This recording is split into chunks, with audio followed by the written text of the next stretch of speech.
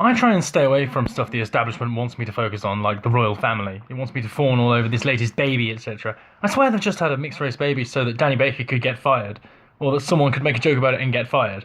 If you have as many people that conform to a certain identity group that are protected, that you can't joke about, then you can't remove them, you can't joke about them, you can't do anything about it. Not that we want to remove them particularly, do we?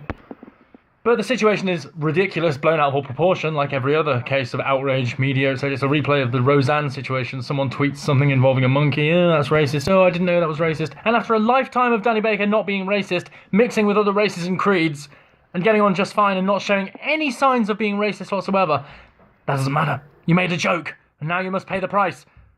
And the Twitter mob demand a sacrifice, and the BBC were all too happy to grant it. That's the biggest problem. BBC are always looking to score brownie points, looking to score virtue signalling points so they can, pander to the woke left. And the problem is it's not just the BBC doing it, it's all the corporations as well, everyone. But if you can't make a joke because someone else says it's racist, and then you lose your career over it, what the hell world is this right now? We just had 40 people arrested in a gang in Rotherham that's just been, a rape gang, and the top stories all over the paper are someone's tweet that said they wouldn't rape someone. We are in clown world. So the 40 rapists, never mind. But the rape comment, it's not even a rape comment. It's an anti-rape comment that's being framed as a rape comment. But that gets top precedence. That gets top stories. That's front page news. But the 40 rapists arrested in Rotherham? Nah. If ever you wondered what was going on in the country, if ever you wondered what was going on in the world, when you were looking at those news stories, thinking, why is Sargon of Akkad on the front page of all the newspapers? Why is he the front headline story? What else is going on in the country? What else is going on in the world? Apparently nothing. It's a sham, and that's why it's not news, and it's not the function of this... Well, it is the function, but it's not supposed to be the function of the news to just smear and defame and dox people. At a time when social media is doing the exact same thing to the exact same groups. And we don't know the knock-on effect that would have on people with mental illness. We don't know how many depressed people have been cut off social media and then basically, committed suicide. We don't have any quantification of that. And conservatives generally are not very sympathetic to mental illness. That doesn't mean they don't suffer from it. Because they've been painted by the whole of society, and all the people they respected all their lives, as far-right neo-Nazis right now. Just for a legitimate political mainstream opinion. And that has consequences to your mental health. And they only label you so they can then remove you later.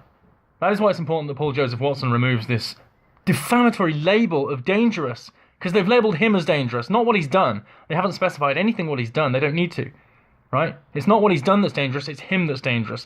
Therefore, he's dangerous, he's eligible to be unpersoned, because he's dangerous, you see. You don't have to have done anything, and they don't have to specify anything that you've done. You just have to be classed as dangerous. And then they can all follow suit, removing you one after the other. Uber, Amazon, banking, blah blah blah. Welcome to the new world as outlined by Dr. Richard Day. The new world where we decided that common sense was intolerant and that arresting people for misgendering or dead naming or imitating their accent in a funny way and, getting arrested for hate speech, that was more fair than common sense. And we have police enforcing that madness right now. Common sense was banned. And if you feel like you've gone mad, you haven't. It's just that the mainstream media turned into scorched earth mode and started going mad. Liberal values became illiberal values. That's a horse. And so those people that think they're liberal, they're the actual racists, they're the actual hateful bigots, etc. The ones that go on about,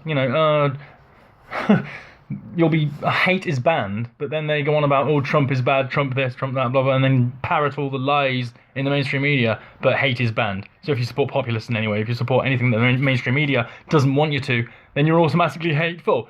Even though every patriot does what they do out of love for their country, not hate. The hateful people are quite obviously on the left. That's the ravenous, censorious mob.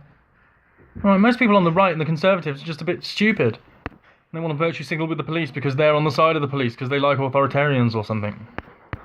So you can either choose between the lunatics or the dumbbells. Wow, what a choice.